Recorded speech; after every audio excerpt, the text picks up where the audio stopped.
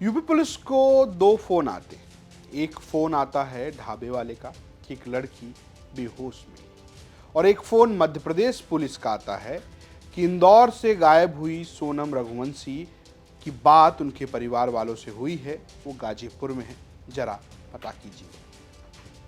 इसके बाद सोनम रघुवंशी मिल जाती है।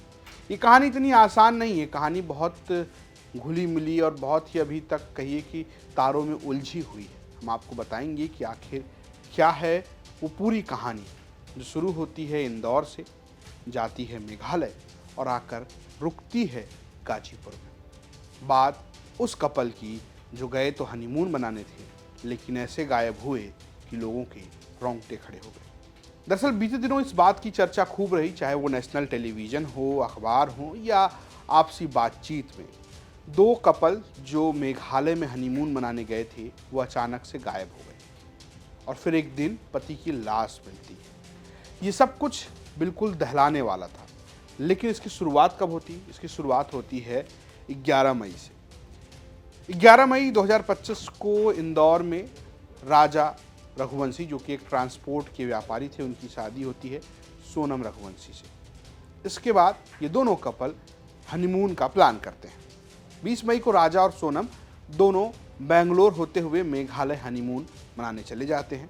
इसके बाद दिन आता है 22 मई का। राजा सोनम जो है वो मेघालय पहुंचते हैं, वो चेरापूंजी जाते हैं, जिन्हें टेक्निकली तौर पर सोहरा कहा जाता है उस जगह को, और वहाँ से शिलांग घूमने के लिए एक बाइक भी किराए पर लेते हैं और दोनों कपल फिर उस बाइक से घूमने निकल जाते हैं।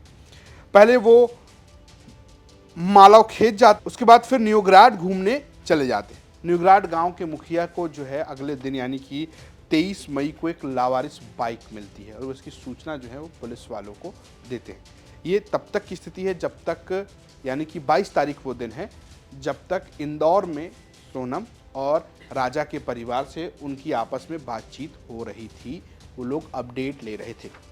23 मई को एक तरफ जो है जानकारी देते हैं मुखिया पुलिस को कि एक बाइक मिली है, और दूसरी तरफ परिवार वालों से इनकी बातचीत जो है 24 मई को बिल्कुल बंद। कोई जवाब नहीं, कोई आखिरी बातचीत नहीं, कोई व्हाट्सएप मैसेज नहीं आता है। ऐसे में इंदौर में हड़कंप मच जाता है और इंदौर में जो स्थानीय परिवार रहता है वो 27 मई को स्थानीय प्रशासन को सूचना देता है कि उनके यहाँ से दो लोग जो मेघालय में हनीमून मनाने गए थे वो गुमशुदा है। और इसके बाद ये खबर छप जाती है नेशनल टेलीविजन पर, माहौल गर्म होने लगता है। इंदौर से मध्य प्रदेश सरकार में मंत्री हैं कैलाश विजयवर्गीय, जो कि बीजेपी के दिग्गज नेता भी हैं, इंदौर से वो विधायक भी हैं। तो वो जो है वो बात करते हैं सीधा गृह मंत्री अमित शाह से, केंद्र सरकार से बात करते हैं। दूसरी तरफ सियासत और तेज होती है। मध्य प्रदेश के मुख्यमंत्री जो मोहन यादव हैं वो बात करते हैं मेघालय के मुख्यमंत्री कोनराड सांगमा से, और इसके बाद मेघालय पुलिस जो है 27 मई को एक सर्च ऑपरेशन शुरू करती है। और चूंकि पहले एक लावारिस बाइक मिली थी, तो न्यूग्राड गांव में जहां से लावारिस बाइक मिली थी उसके थोड़ी दूर पर दो लावारिस बैग भी पुलिस को मिलते हैं। ये सर्च ऑपरेशन 29 मई तक चलता है, लेकिन 29 मई को मेघालय में तेज बारिश होने लगती है और सर्च ऑपरेशन रोक दिया जाता है।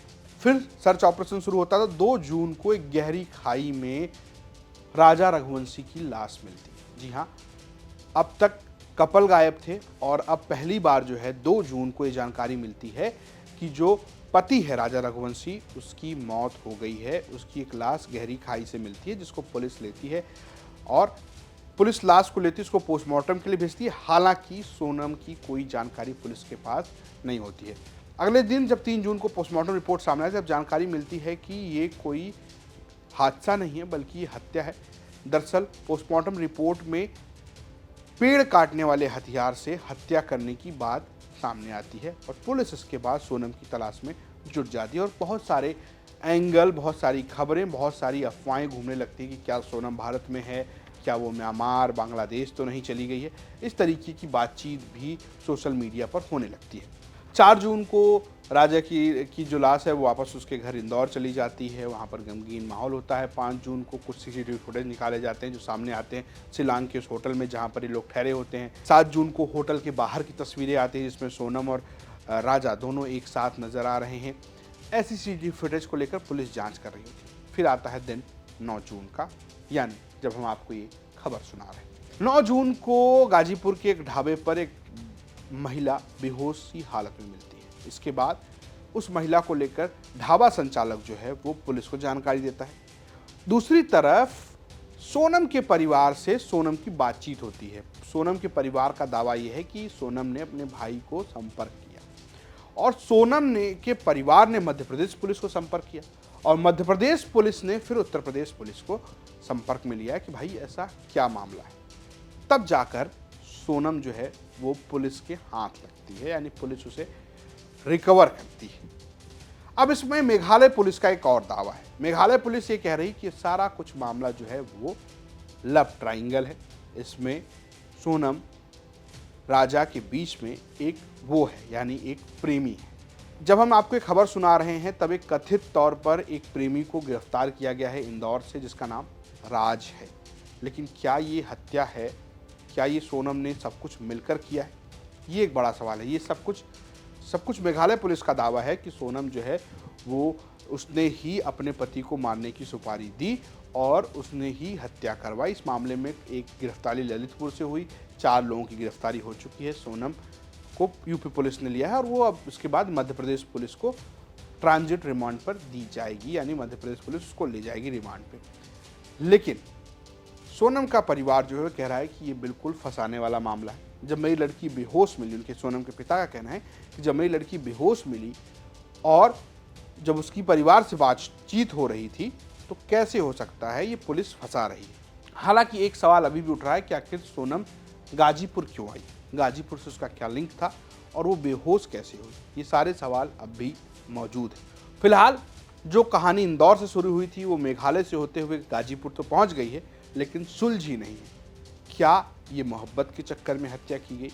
क्या सोनम को किसी ने पकड़ा? क्या हुआ? कैसे गाजीपुर आई? ये सारे सवाल अभी भी जिनके जवाब नहीं है, जिसे पुलिस को अभी जवाब देना है, जांच करनी है। मेघालय पुलिस अपना दावा कर रही है, मध्य प्रदेश पुलिस अपना दावा कर रही है। यूपी पुलिस का कहना है कि हमारा तो क्या है, हमें एक लड़की मिली जिसकी मध्य प्रदेश पुलिस को तलाश थी, हम उन्हें सौंप रहे हैं। फिलहाल आपको क्या लगता है हमें कमेंट बॉक्स में ज़रूर बताएं। देखते हैं यूपी तक। नमस्कार।